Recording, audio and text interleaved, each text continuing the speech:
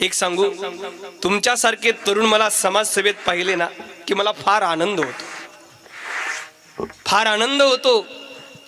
त्याचं कारण सांगतो, मी नाही लिहित, मी दुसऱ्याचं सांगतोय। ज्या लेखकाने हे लिहिलं ना तो लेखक सांगतो की ए बाबा, ए भारत देशा, काळजी करू नको, या भारतातला प्रत्येक तरुण वाघ आहे, वाघ।